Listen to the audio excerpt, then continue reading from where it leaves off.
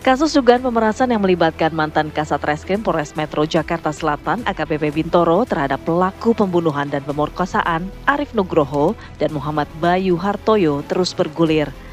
Kuasa hukum kedua tersangka, Romi Sihombing, akhirnya buka suara.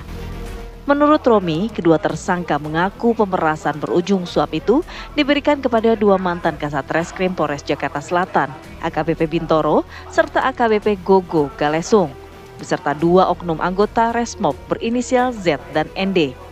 Tidak hanya itu, kuasa hukum meyakini jika pemberian suap yang telah diberikan tersangka sebesar 17,1 miliar rupiah. Tersangka kini siap menerima hukuman tambahan dari kasus suap ini karena kecewa terhadap kasusnya yang terus bergulir hingga ke Kejaksaan Agung. Sebelumnya, tim Propam Polda Metro Jaya telah menahan 4 oknum penyidik yang diduga melakukan pemerasan dan penyuapan. Benarkah penyidik memeras tersangka dengan meminta sejumlah uang? Ataukah ini menjadi suap para tersangka terhadap penyidik untuk bisa menghentikan kasus?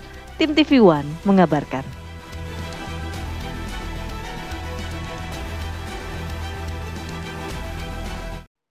Masih menjadi tanda tanya apakah betul ini penyidik yang melakukan pemerasan atau sebaliknya para tersangka melalui kuasa hukum yang berusaha untuk melakukan penyuapan. Kita akan membahas hal ini bersama dengan narasumber kita, sudah hadir melalui Zoom atau daring dan juga sudah hadir di studio.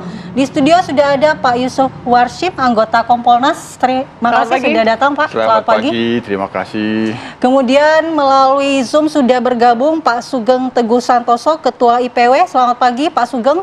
Dan juga ada Bang Romi Sihombing, kuasa hukum tersangka. Selamat pagi Bang Romi. Pagi, baik. Dan Salma, Pak Mas Yusuf ya. Selamat pagi Mas Yusuf Warsim. Pagi Pak Teguh. Ya, baik, kita ke pagi, Bang Romi dulu. Pagi. Ya Bang Romi, kita ingin tahu kemarin sudah ada konferensi pers terkait dengan kasus ini dari kuasa hukum tersangka. Apa indikasi yang dilihat dari kasus ini oleh tim kuasa hukum? Apakah benar memang pihak penyidik yang meminta uang ataukah dari pihak kuasa hukum sebelumnya nih yang aktif untuk menawarkan uang pelicin begitu untuk menunda kasus ini?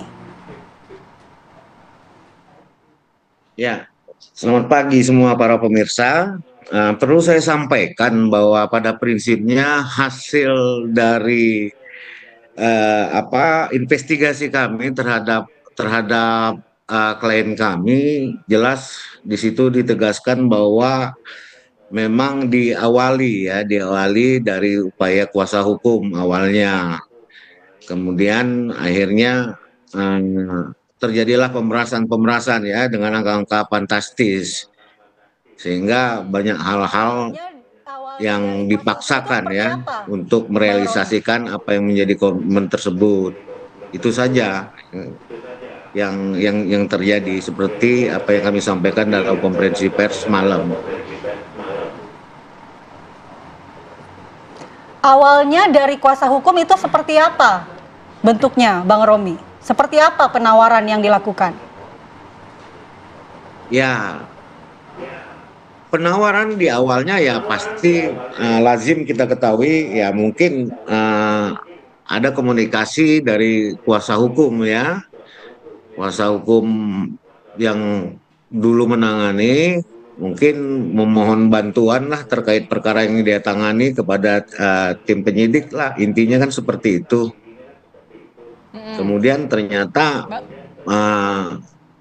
terjadilah deal-dealan, kesepakatan yang mungkin di luar ekspektasi dari korban sendiri, sehingga angka-angka yang muncul itu terus didesak oleh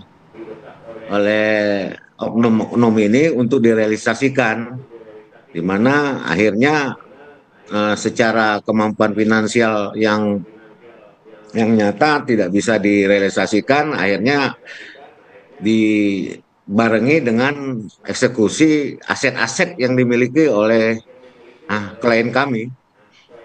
Oke, Pak Romi, eksekusi atau penyitaan aset-aset yang Anda maksud ini inisiatif dari pihak tersangka ataupun kuasa hukum yang memang karena mungkin terbatas nih dananya, oke lah ambil saja Lamborghini, atau itu jadi apa ya, inisiatif atau permintaan dari oknum polisi, penyidik?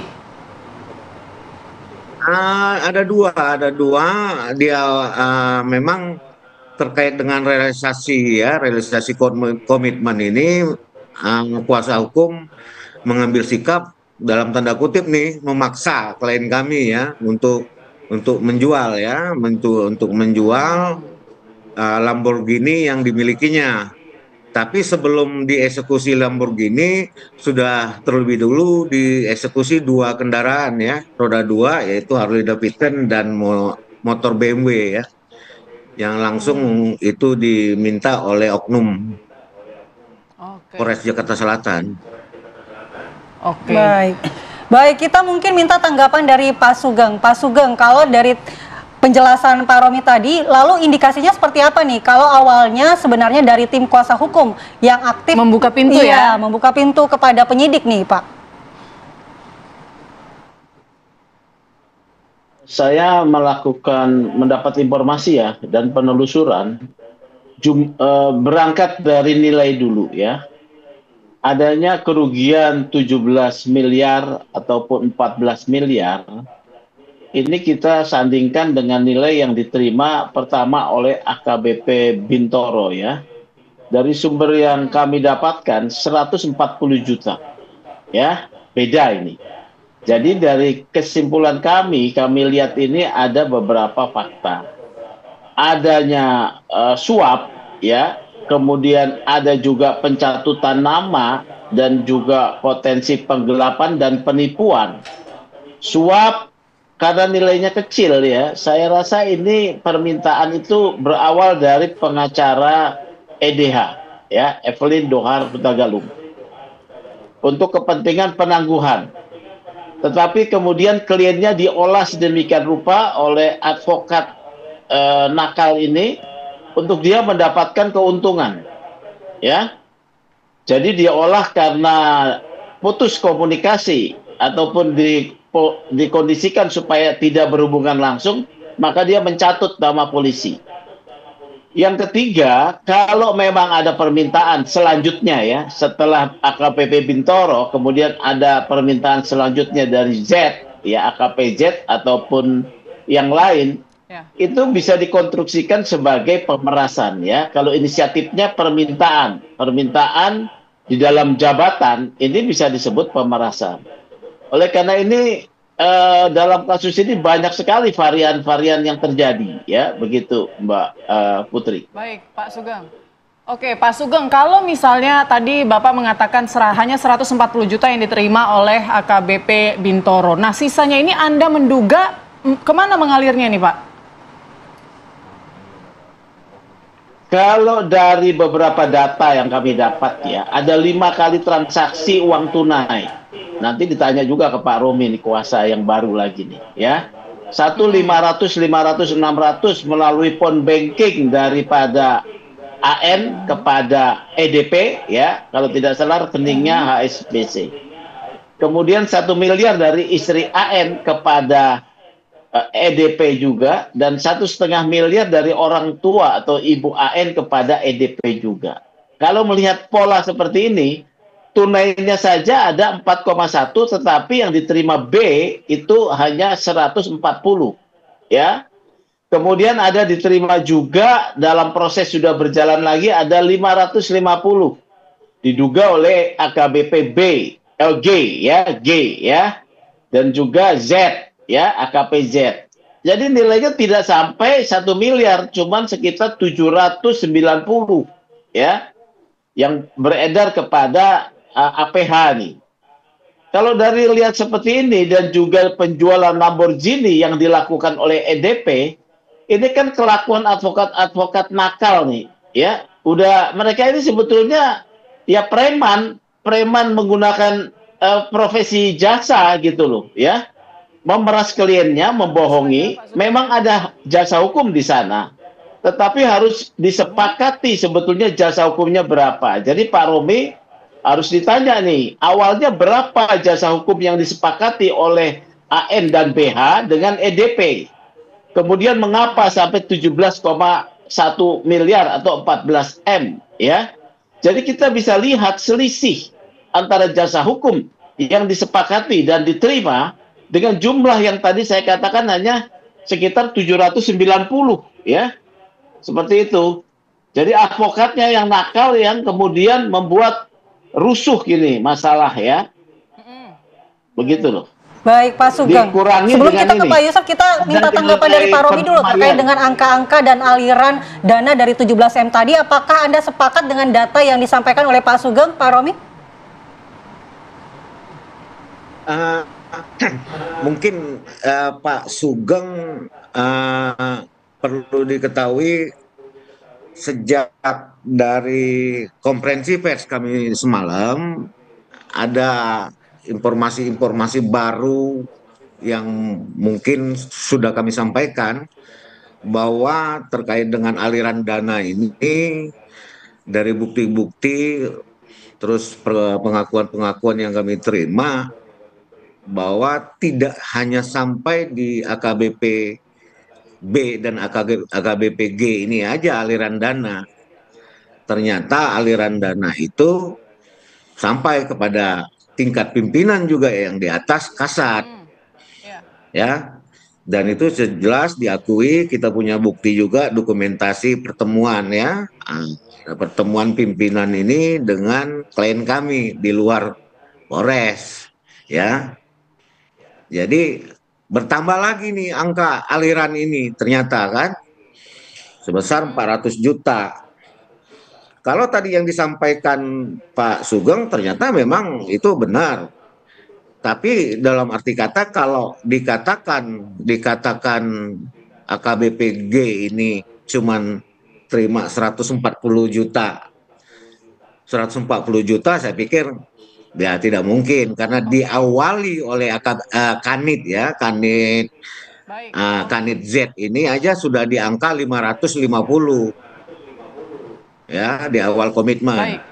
Kanit yang menanganinya ini langsung 550. Kemudian di awal juga dalam klarifikasi kami, ya tetap aja ngotot di angka saya cuma terima 50, pimpinan 500, silakan koordinasi dengan pimpinan. Itu kan jawabannya. Tapi kesini akhirnya mulai ngaku terima 550. Intinya kan seperti itu. Ya mungkin hari demi hari nanti makin terbuka pengakuan itu. Begitu Mbak Putri, ya. Baik Pak Romi, mungkin biar lebih jelas lagi nih berapa nominal yang sudah diterima oleh oknum polisi atau oknum penyidik ini, kita langsung tanyakan ya ke Pak Yusuf. Pak Yusuf, informasinya ini dari Kabid Propam sendiri sudah mengatakan ya, sudah mengakui sebetulnya AKBP Bintoro, bahkan nominalnya fantastis ini 5 miliar begitu. Nanti bisa dijelaskan ya Pak Yusuf usai jeda berikut, kita masih akan kembali untuk Anda sesaat lagi. Ya, Anda kembali di Apa Kabar Indonesia Pagi, pemirsa. Langsung saja mungkin Pak Yusuf menjawab pertanyaan saya tadi. Ini kalau tadi IPW bilang 140 juta fakta yang ditemukan diterima AKBP Bintoro. Tapi kalau yang kita baca-baca nih, Kabid Propam sudah mengatakan ya, AKBP Bintoro sudah mengakui menerima uang jumlahnya 5 miliar. Nah, kalau Kompolnas sendiri memantau kasus ini sudah sejauh mana nih? Apakah benar 5 miliar atau bahkan lebih mungkin? Baik, terima kasih. Jadi dalam pantauan Kompolnas berdasarkan update perkembangan yang hari Rabu juga telah disampaikan secara resmi oleh Humas Polda dan Kabid Propam Polda Metro Jaya dan beberapa informasi yang kita kumpulkan juga di luar itu, ini perkembangannya sih sudah memang jelas, ada dugaan pelanggaran. Nah, tentu fakta-fakta yang kaitannya dengan materi pemeriksaan ini terus kita dorong terkait dengan apakah ini pemerasan ataupun kasus suap atau malah tindak pidana korupsi. Ini sangat penting. Maka dalam hal ini tidak hanya proses kode etik nantinya, apabila fakta-faktanya itu, ini bagian dari upaya kita untuk memberikan efek jera, terdapat juga fakta-fakta yang unsurnya itu tindak pidana, ya kami rasa proses ini juga perlu dilakukan, malah berjalan simultan saja, itu agar ya kita ini kan ini sudah sangat memprihatinkan gitu. Apalagi juga ada diduga aparat penegak hukum lain yang itu bukan kepolisian, tapi juga melibatkan advokat yang awal itu. Sejauh ini hasil klarifikasi yang kita peroleh dari Polda Metro Jaya itu akan dilakukan permintaan klarifikasi juga kepada kuasa hukum yang awal, pendamping hukum awalnya. Ya, Evelyn. Ya, Evelyn. Apakah sudah ada pemanggilan begitu, Pak? Nah, ini masih dalam pantauan. Beberapa hari lalu, Rabu itu belum mendapatkan konfirmasi. Diduga ada informasi sakit. Nah, maka ini yang kita dorong agar kesaksiannya semakin kuat untuk menjelaskan fakta dugaan penyalahgunaan kewenangan itu dalam perbuatannya itu, apakah ini pemerasan ataupun suap atau malah bisa tindak pidana korupsi. Ya, sejauh ini saksi sipil yang sudah diperiksa untuk sejauh ini kan hasil yang disampaikan oleh Bitpropam kemarin itu kan klarifikasi dari korban. Korban maksudnya dalam hal dugaan kasus penyalahgunaan kewenangan. Nah, korban yang tersangka dalam kasus pidana awalnya. Dua tersangka ini kan korban. Itu kan sudah dimintain klarifikasi oleh Propam. Tentu kerugian-kerugian yang ditimbulkannya itu sudah disampaikan. Nah, yang paling digarisbawahi tadi, yang paling digarisbawahi lagi, yang disampaikan dari pendalaman dan pemeriksaan Bitpropam, yang itu sudah menggambarkan bagaimana sebenarnya permasalahannya kan ada pengakuan dari oknum AKBP Bintoro mengaku menyalahgunakan kewenangan. Itu sudah jelas, itu sudah jelas. Hanya perbuatannya itu memeras atau melakukan suap, penerimaan suap, permintaan suap. Nah, tapi di sini dari informasi dari kuasa hukum Bang Romi tadi, kita juga bisa melihat ini sudah ada dugaan permufakatan jahat. Nah, jadi ini tidak hanya soal kode etik saja, tapi ini juga ada unsur pidananya. Oleh karena itu, agar ini menimbulkan efek jera kepada munculnya lagi oknum-oknum lain, maka kami sangat mendorong ya pada Kapolda Metro Jaya untuk bisa memberikan atensi, dua-duanya saja dijalankan proses ini. Apakah, pidana dan etik itu dua-duanya dijalankan secara bersamaan. Kan semuanya itu berdasarkan bukti-bukti. Apakah memang nanti hasil penyelidikannya ada unsur pidana, apakah itu pemerasan, suap atau tindak korupsi, semuanya itu akan menjelaskan. Nah, yang kedua, kami juga memantau ada laporan polisi terhadap PH-nya yang awal, terhadap Evelyn. Nah, itu deliknya kan tipu gelap. Nah, tipu gelap tentu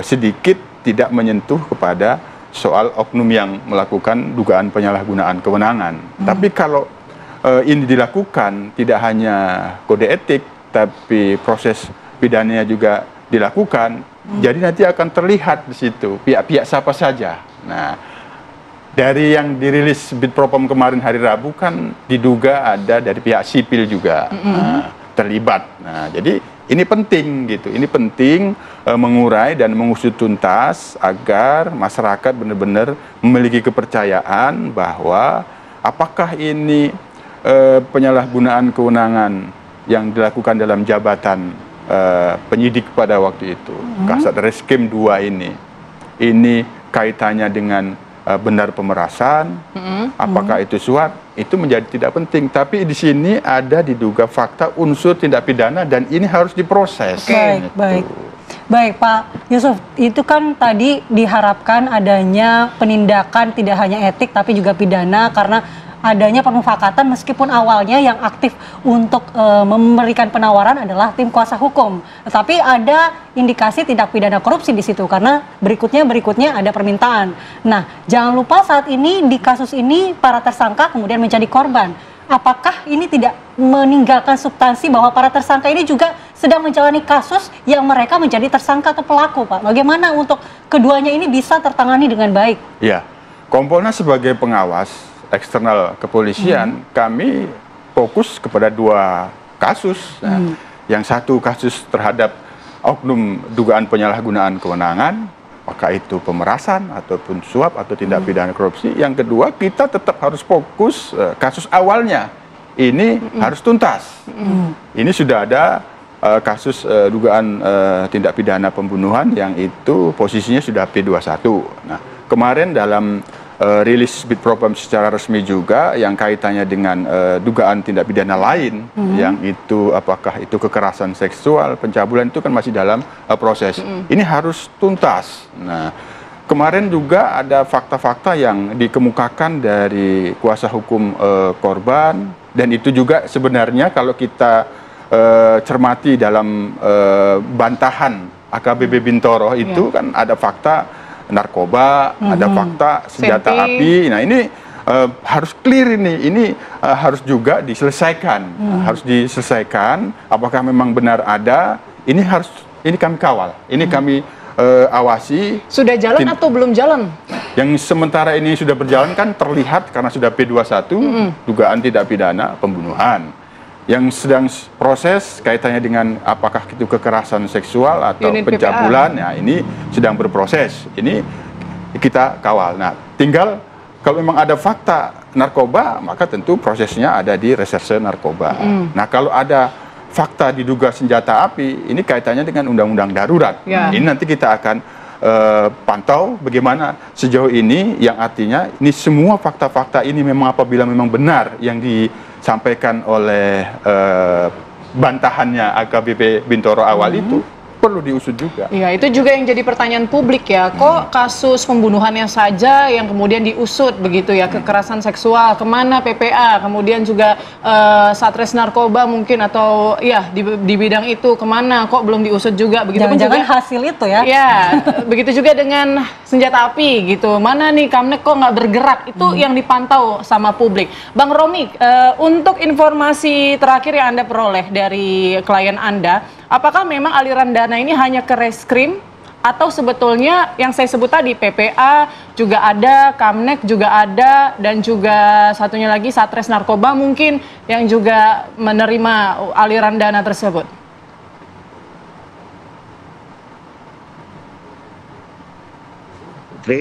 Jadi perlu saya sampaikan bahwa sebetulnya kalau mau kita buka lagi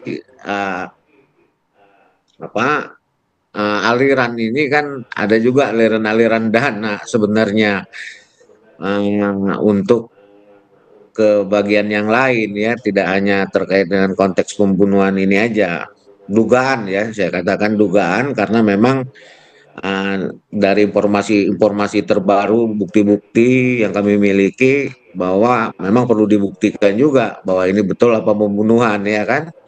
Kalau kita bicara korban katanya di bawah umur, ya perlu kita buktikan juga karena kami juga punya bukti-bukti ya menyatakan bahwa korban tersebut sudah menikah di umur 14 tahun dan sudah memiliki anak.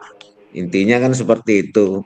Jadi kenapa kami melakukan konferensi pers juga supaya tidak liar ya, tidak semakin mengembang informasi-informasi ini. Makanya kami tegaskan bahwa oke, kita fokus kepada dugaan ya, dugaan adanya pembunuhan katanya, intinya seperti itu.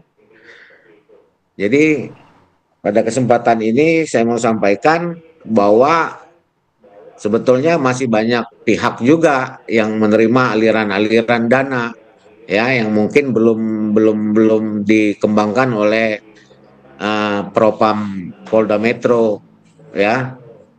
Karena sampai sekarang yang kami lihat dan kami pantau yang di Patsus baru 3 orang. Padahal sebenarnya aliran itu sampai ke beberapa orang. Intinya seperti itu. Ya, kita mungkin minta tanggapan Pak Sugeng. Pak Sugeng mungkin bisa menanggapi terkait dengan apa yang disampaikan Pak Romi bahwa sebenarnya mungkin saja tidak hanya 4 oknum polisi ini yang akan diproses, bisa saja ada pihak lain. Tapi kita akan jawab di segmen berikutnya Pak Sugeng saat lagi usai jeda.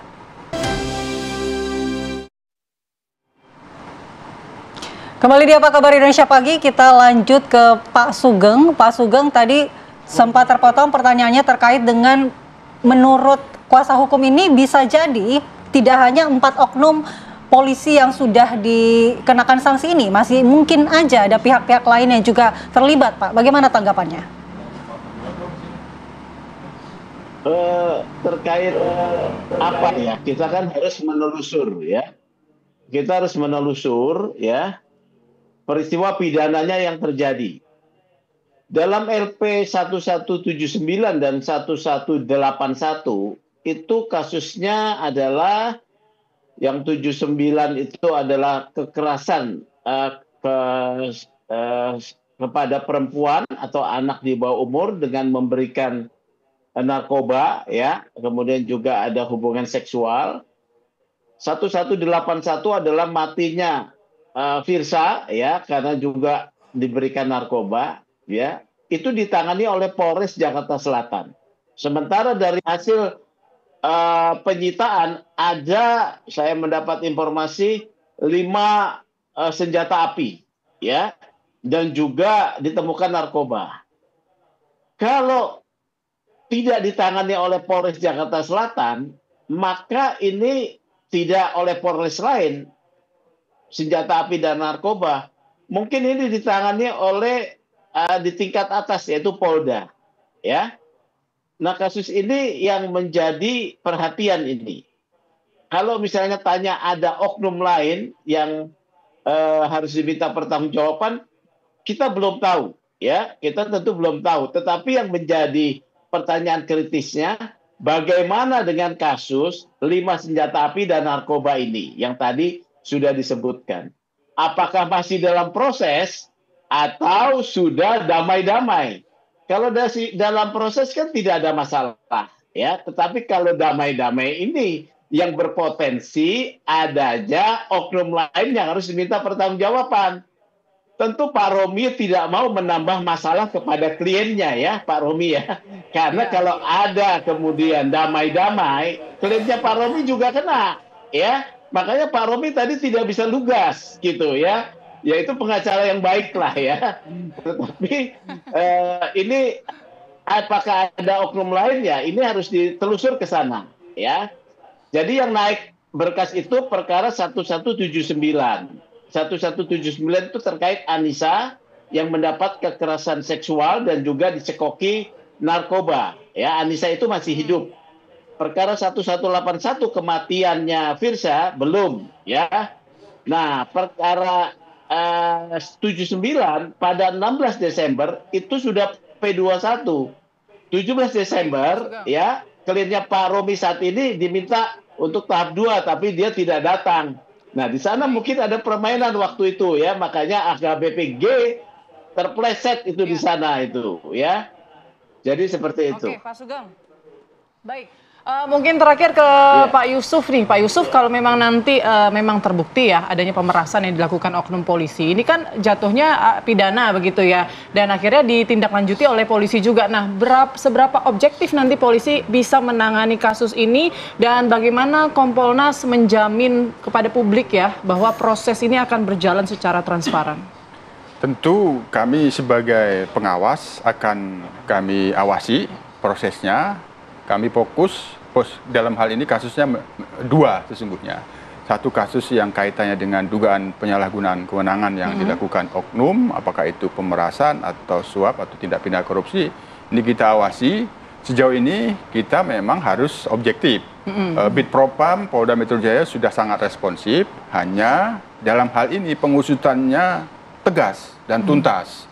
Tidak hanya pada kode etik, tapi nanti itu ada fakta-fakta yang bisa jadikan unsur tidak pidana, tegas diproses saja agar masyarakat punya kepercayaan kepada institusi kepolisian. Yang kedua, kasus tidak pidana awalnya yang sudah ada P21 yang masih dalam proses, yang ini kaitannya dengan korban, ini juga kami akan awasi agar ini benar-benar keadilan kepada korban itu memang ada, meskipun dari pihak korban telah menyampaikan ada perdamaian. Tapi kan di sini ada sebagian ini ada delik biasa, itu delik umum, tidak harus ada laporan.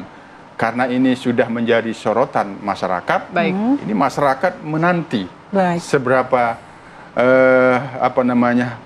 sungguh-sungguh kasus ini akan dituntas. Inilah yang menjadi catatan Kompolnas, maka kami akan awasi agar kepolisian benar-benar mengusut secara tuntas dan tegas, sehingga masyarakat percaya bahwa kasus ini selesai. Baik. Terima kasih Pak Yusuf atas penjelasannya dan juga waktunya hadir di Apa Kabar Indonesia Pagi. Kita ucapkan juga terima kasih ke Pak Sugeng dan juga Pak Romi yang sudah bergabung via Zoom. Selamat pagi Bapak-Bapak, sehat selalu. Sehat selalu Bapak-Bapak. Dan ini adalah akhir dari Apa Kabar Indonesia Pagi hari ini. Akhir kata saya Andi Kumala. Dan saya Putri Windasari pamit. Terima kasih atas kebersamaan Anda. Sampai jumpa.